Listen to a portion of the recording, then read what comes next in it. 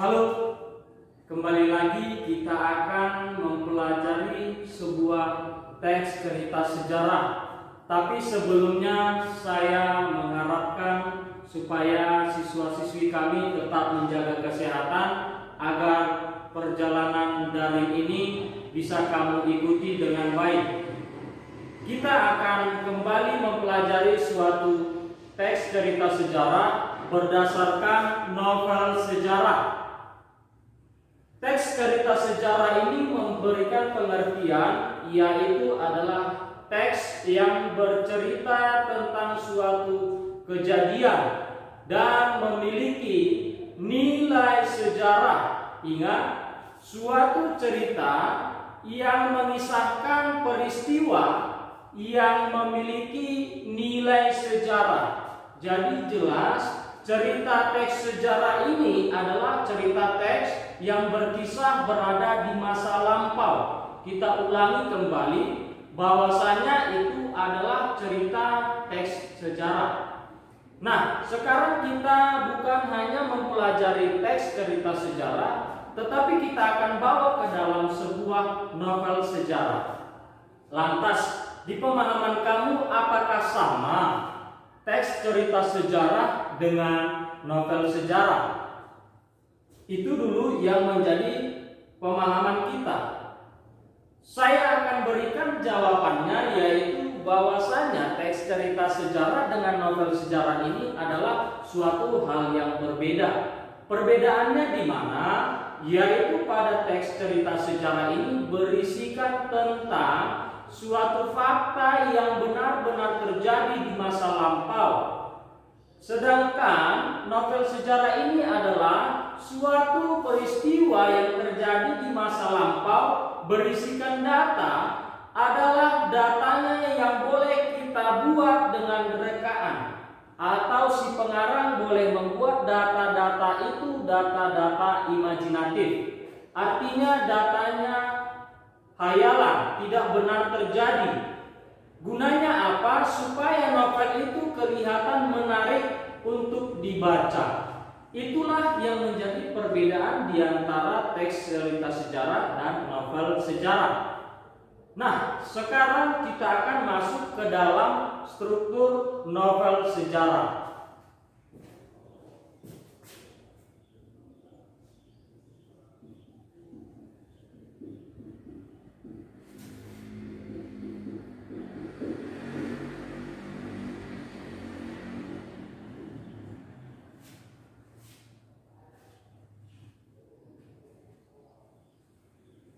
Struktur novel sejarah ini hampir sama dan boleh kita katakan struktur ini adalah sama dengan struktur novel lainnya. Tidak ada perbedaan, artinya sama-sama mengkaji tentang novel. Jika kita mengkaji tentang novel, kita akan bawa ke dalam struktur novel sejarah yang berisikan pertama, perkenalan situasi cerita atau yang disebut dengan orientasi.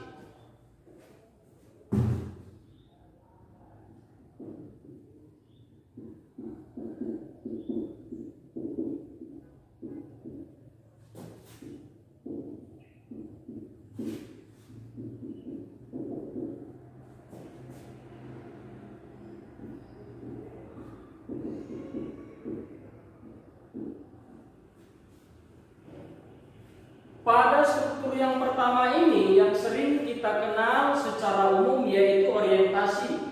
Orientasi ini akan berisikan suatu perkenalan situasi cerita. Di dalam situasi cerita ini, apakah nanti si pengarang akan memperkenalkan setting yang berisikan tentang adanya waktu, tempat, dan sebuah peristiwa.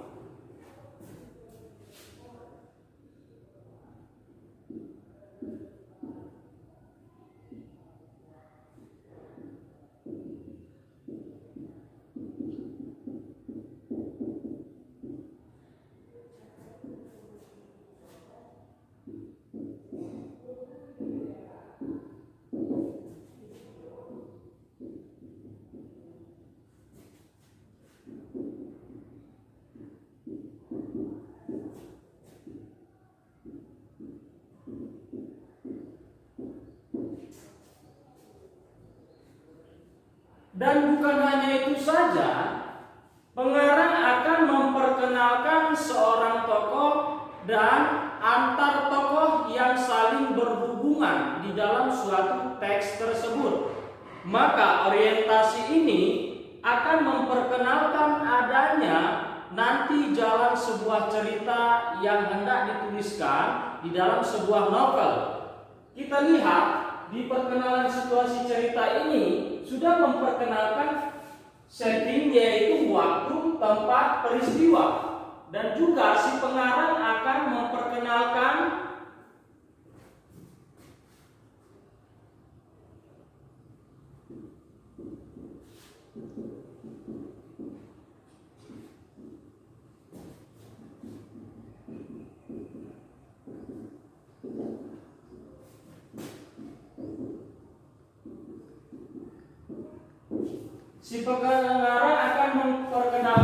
yaitu tentang seorang tokoh, dan kita lihat keterkaitan antar tokoh yang akan dikisahkan. Di sana terletak pada orientasi yang kita sebut dengan perkenalan situasi cerita. Nah, yang kedua, kita akan melihat strukturnya berdasarkan pengungkapan peristiwa.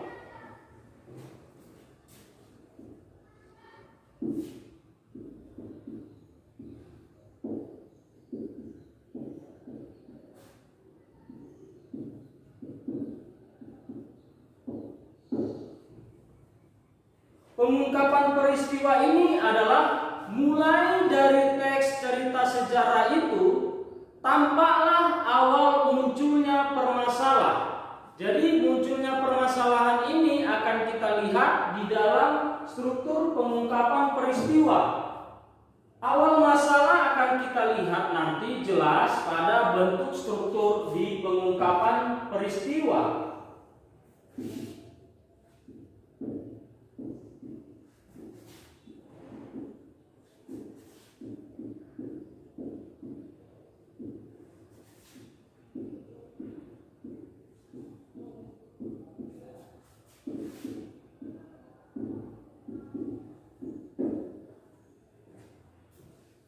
Yang ketiga, kita akan lihat suatu struktur dari teks sejarah itu. Di dalam novel sejarah adanya penujuan konflik yang memulai nanti struktur dari teks cerita sejarah ini akan masuk ke dalam strukturnya yang mulai meningkat. Seperti dalam pola boleh kita gambarkan,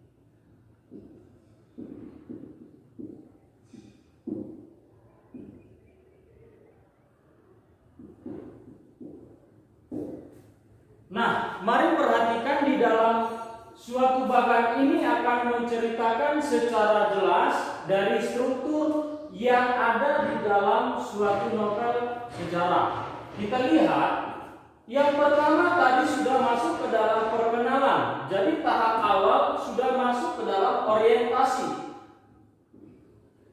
Orientasi ini tadi berisikan tentang perkenalan situasi dari cerita novel tersebut.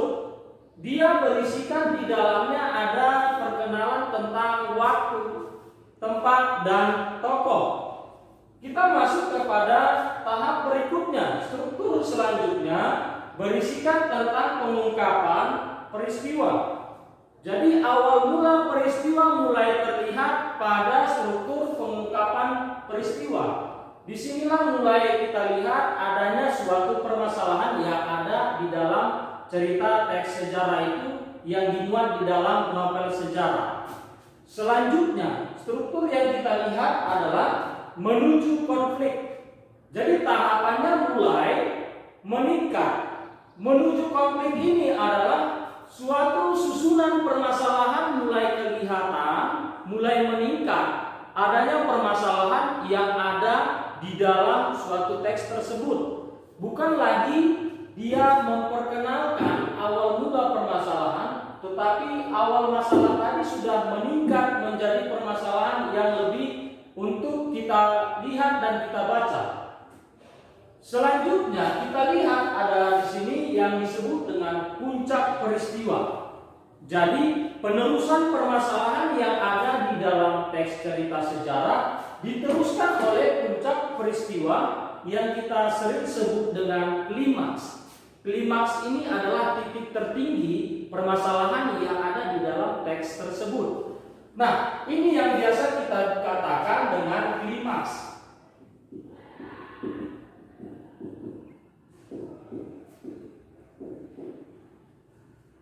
Pada klimaks inilah nanti kita akan menemukan suatu hal yang menjadikan teks tersebut menjadi berdebar, terharu. Semakin kita menyadari di dalam teks tersebut, inilah adanya puncak dari suatu cerita sejarah tersebut. Setelah kita sudah melihat puncak dari permasalahan tersebut yang kamu pahami lewat teks cerita sejarah, akan mulai masuk kepada penurunan. Artinya kita boleh bergambar dari segitiga ini. Setelah masuk ke puncak, maka mulailah cerita itu mengalami penurunan yang disebut dengan resolusi. Artinya resolusi ini bukan penurunan, tetapi resolusi ini memberi pengertian yaitu tentang adanya suatu solusi atau suatu penilaian yang mulai diketahui di dalam titik puncak permasalahan itu, atau mulai permasalahan itu diredam, diberi solusi, maka ada tanggapan-tanggapan baik bahwa permasalahan itu akan mulai menurun. Menurun dalam arti menurun ini kita lihat bahwasanya di dalam teks tersebut sudah mulai masuk ke dalam penyelesaian.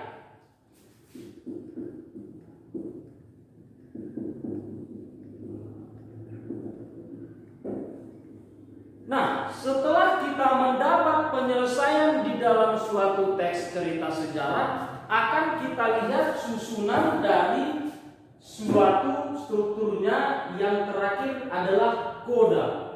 Nah, koda ini adalah bagian akhir dari teks cerita sejarah. Biasanya di koda ini memberikan kepada pembaca untuk menyimpulkan tersendiri bagi yang membaca. Artinya di dalam novel tidak semua membuat untuk kesimpulan dari peristiwa yang pernah terjadi. Artinya kamu boleh membuat kesimpulan di dalam koda tersebut. Kamu membuat kesimpulan di dalam koda ini, dan juga boleh kamu buat penutup dari permasalahan yang ada. Jadi koda ini boleh mengartikan untuk membawa kamu kesimpulan. Boleh juga di dalam koda ini sudah mulai mengalami pengakhiran cerita, yaitu disebut dengan penutup. Nah, inilah yang menjadi bagan yang harus kita pelajari untuk membahas dari sebuah novel sejarah. Maka saya katakan struktur dari novel sejarah ini sama dengan struktur novel-novel yang lainnya. Maka untuk itu pahami strukturnya, maka kita akan bisa mempelajari dan memahami cerita teks sejarah melalui novel sejarah ini. Sekarang kita akan terapkan di dalam sebuah teks. Untuk itu, saya akan uji pemahaman kamu melihat suatu teks yang ada yang saya berikan, lalu kita tentukan struktur dari teks novel tersebut.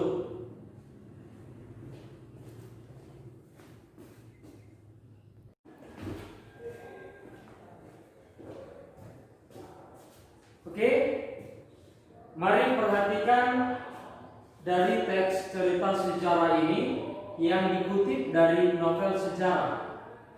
Judulnya adalah Gajah Mada Bergelut dalam Tahta dan Angkara. Saya akan bacakan cerita ini jika kamu tidak bisa melihat tulisan di dalam video ini. Saya mulai, dengar dan pahami. Kita akan coba temukan langsung dari struktur teks cerita sejarah ini. Kita akan coba melalui struktur teks sejarah akan kita temukan di dalamnya. Di dalam teks cerita ini akan ada strukturnya, struktur pembentuknya. Kita akan lihat. Tapi saya akan baca dan pahami. Boleh kamu ikuti dan coba jawab di kertas yang kamu tuliskan nanti di sana adalah strukturnya ini di paragraf ini, contoh ya. Maka untuk itu perhatikan, saya akan bacakan. Cerita macam itu berkembang ke arah salah kaprah. Entah siapakah yang bercerita, kabut tebal itu memang disengaja oleh para dewa di kayangan agar wajah cantik para bidadari yang turun dari kayangan melalui pelangi jangan sampai dipergoki manusia. Para bidadari itu turun untuk memberikan penghormatan kepada satu-satunya wanita di dunia yang terpilih sebagai Sang Ardhanareswari, yang berarti wanita utama yang menurunkan raja-raja besar di tanah Jawa. Maklum sebagai Sang Ardhanareswari, Kendedes adalah titisan dari Prania Paramita, Dewi ilmu pengetahuan. Apa benar kabut tebal itu turun karena para bidadari turun dari langit? Gajah Mada tidak bisa menjemurkan senyumnya dari kenangan kakek tua yang menuturkan cerita itu dan mengaku memergoki para bidadari itu.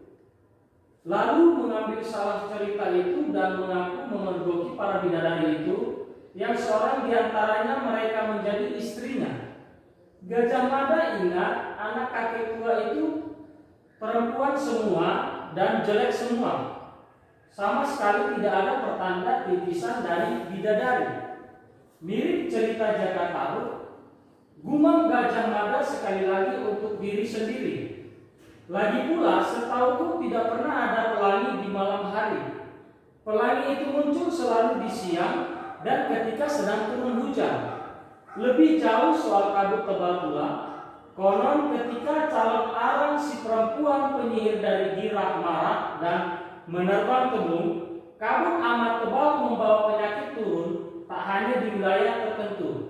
Jadi sampai di sini dulu untuk teks pertama. Ada 3 slide. Saya akan langsung coba untuk mencari dari struktur teks cerita sejarah tersebut.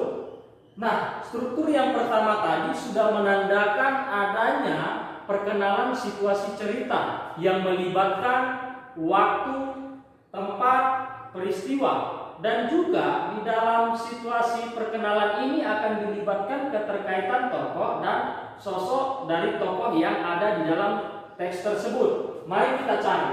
Di dalam struktur yang pertama orientasi kita lihat jelas pada awal pembukaan cerita itu selalu berkenaan dengan orientasi, karena teks cerita itu akan memperkenalkan dulu apa yang ada di dalam peristiwa itu. Jadi jelas yang menjadi pertanda di dalam orientasi buktinya adalah kita lihat. Tadi di dalam sudah ada menjelaskan orientasi, yaitu tokohnya si Ardhanareswari dan Kendedes. Di dalam paragraf pertama ini mereka diceritakan saling berkaitan. Maka untuk itu secara keseluruhan juga boleh kita maknai, kita pahami, di awal paragraf ini sudah membentuk orientasi perkenalan dari situasi cerita tersebut. Jelas ya? Jadi dapat dulu satu struktur, yaitu orientasi.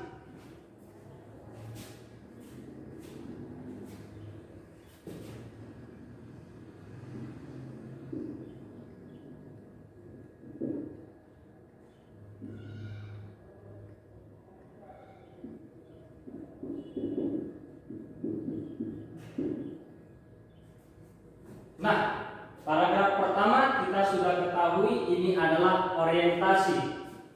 Kita akan cari untuk paragraf selanjutnya yang berisikan struktur dari teks cerita sejarah ini. Yang kedua, kita akan mencari pengungkapan peristiwa.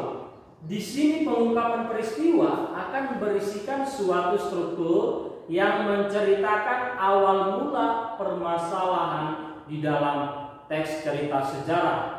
Jadi kita lihat paragraf kedua, mirip cerita Jaka Tarub, Gumam dan seterusnya. Lebih jauh ke pola ini adalah termasuk kepada suatu struktur pengungkapan peristiwa awal mula dari cerita sejarah tersebut. Jadi di dalam paragraf ini sudah menceritakan, tadi saya sudah baca dan kamu sudah pahami, ini adalah hal yang termasuk pengungkapan sebuah peristiwa di awal munculnya permasalahan.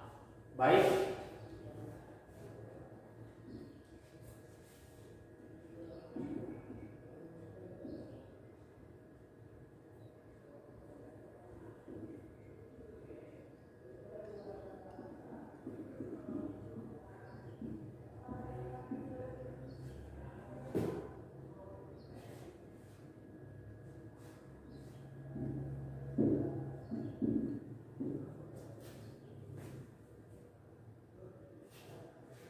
Oke, kita sudah mendapatkan dua struktur dari teks ini.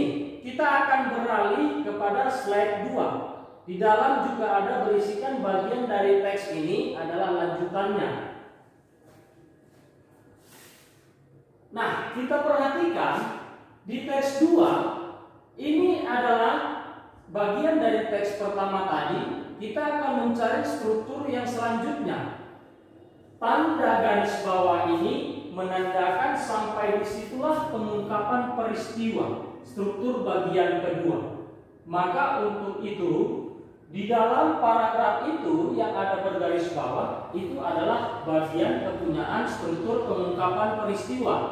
Kita akan lanjut kepada untuk menemukan struktur bagian ketiga, menuju permasalahan atau menuju konflik. Di sini akan kita lihat mulai masuk permasalahan. Biasanya menuju permasalahan ini mulai tampak peningkatan dari situasi cerita tersebut semakin lebih meninggi. Artinya meninggi bukan kita lihat ke atas. Acuan kita adalah cerita itu mulai bergejolak, timbulnya amarah, timbulnya tidak kesukaan, adanya pertentangan. Di dalam itulah yang menuju konflik. Oke, baik, kita akan cari di dalam teks ini paragraf, mulai dari paragraf yang ini sampai ke bawah. Kita akan baca, hanya sebuah dongeng Gumam Gajah Mada untuk diri sendiri. Kabut tebal itu memang mengurangi jarak pandang dan mengganggu siapapun untuk mengetahui keadaan di sekitarnya. Ketika sebelumnya siapapun tak sempat memikirkan, itulah saatnya siapapun mendadak merasakan bagaimana menjadi orang buta yang tidak bisa melihat apa-apa pada wilayahnya yang kabutnya benar-benar tebal, mengenali benda di sekitar harus dengan meraba-raba. Oke, ini kita lihat di sini sudah jelas mengatakan ini adalah sebuah penunjukan kepada tingkatan menuju konflik. Dia sudah merasakan permasalahan, yaitu adanya masalah tidak bisa melihat karena kabutnya benar-benar tebal, untuk mengendalikan benda di sekitarnya harus dengan meraba. Oke, inilah yang menjadi penujuan konflik. Jadi kita setelah mendapatkan ini, akan disambung oleh puncak dari permasalahan yang disebut dengan titik klimaks tadi. Akibatnya adalah kita lihat ya, ini tadi sudah jelas di paragraf yang ini masuk ke dalam struktur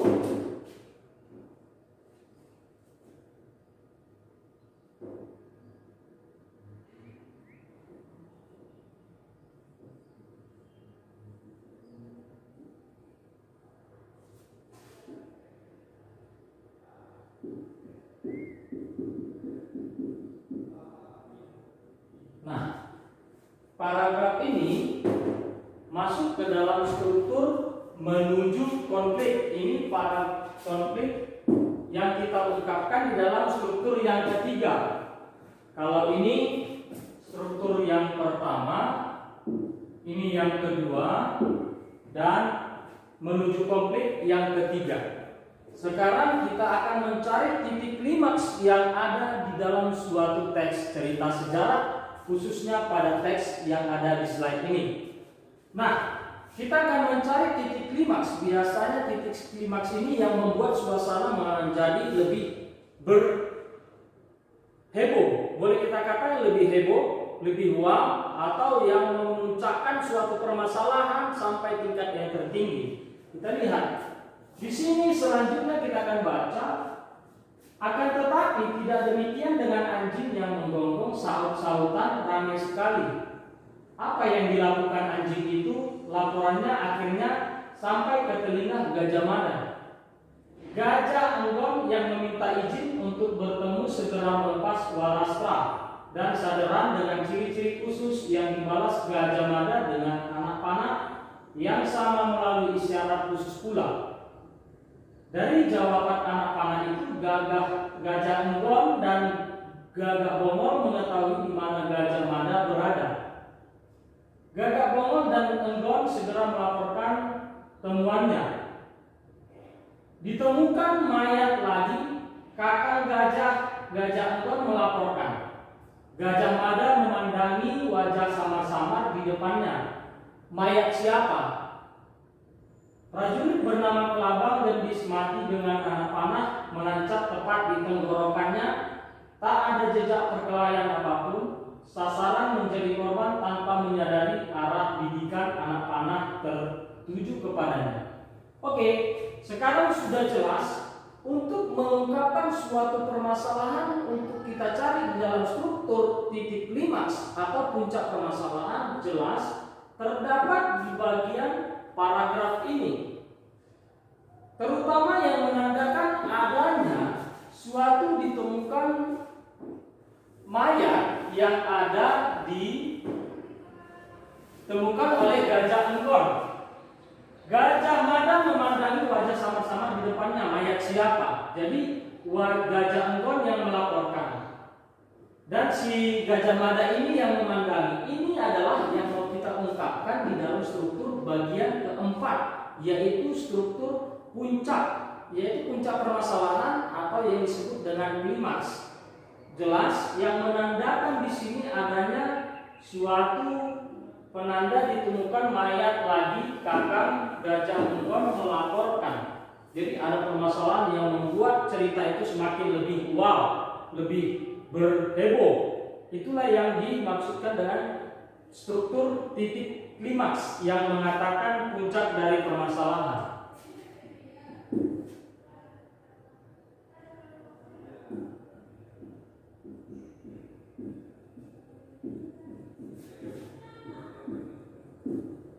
Nah, sekarang kita akan lihat untuk mencari dari struktur yang kelima yang berisikan resolusi. Biasanya struktur resolusi ini akan berisikan suatu penilaian dari apa yang ada di permasalahan tersebut. Boleh itu menyertakan solusi atau juga boleh penyelesaian dari suatu titik puncak permasalahan tadi. Jadi pada resolusi nanti sudah mengalami penurunan permasalahan akibat adanya penyelesaian di dalam teks cerita sejarah itu. Kita baca lanjut. Gajah Mada merasa tak nyaman memperoleh laporan itu.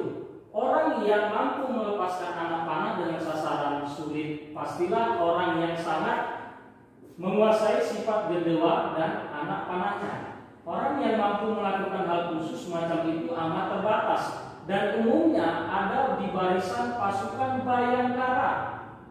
Jadi sudah mulai mengatakan resolusi dari permasalahan. Tadi puncak permasalahan itu sudah nampak pada teks ini dan mulai mengalami penurunan permasalahan akibat penyelesaian yang diberikan atau penilaian pendapat yang disampaikan di dalam teks cerita tersebut. Yang manakah itu? Kita mulai dapat ini. Orang yang mampu melakukan hal khusus macam itu amat terbatas dan umumnya ada di barisan pasukan Bayangkara. Adakah prajurit Bayangkara yang terlibat? Kita sambung, kita mau memastikan juga sampai di manakah teks ini yang mengungkapkan resolusi. Tapi sampai di sini sudah jelas melibatkan suatu teks yang mengatakan struktur resolusi ya. Nah, yang kelima ini